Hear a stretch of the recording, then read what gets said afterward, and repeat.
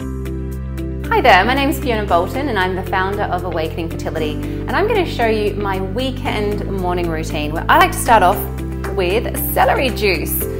And with celery juice you need to have it on an empty stomach, and then when you've had the celery juice, wait at least 20 minutes before having something else. Now if you've never used a slow masticating juicer before, believe me, it's really slow, but it's much better for you. It doesn't separate the juice, it doesn't aerate the juice, so therefore the juice holds on to the vital nutrients that it needs. Otherwise it starts oxidizing and then you're losing the nutrients and there won't be any nutrients left beyond 20 minutes. So you really want to juice it and then you drink it straight away.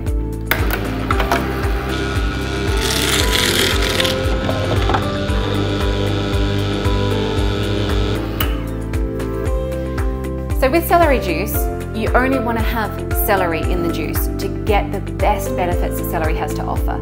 And that includes digestive health. And there's a massive link between digestive health and fertility health. There's a massive link with poor digestion and poor fertility.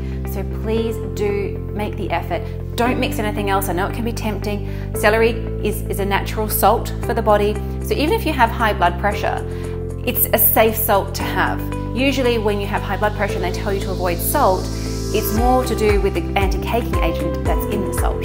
So I would highly recommend you dive on in and try some celery juice. So I like to have it in ceramic bowls, pour it into my pourer. Now each stalk of celery obviously comprises of water, and it depends on how much juice you get. Normally I get double. Today I have reduced the amount to show you guys to make it a lot faster.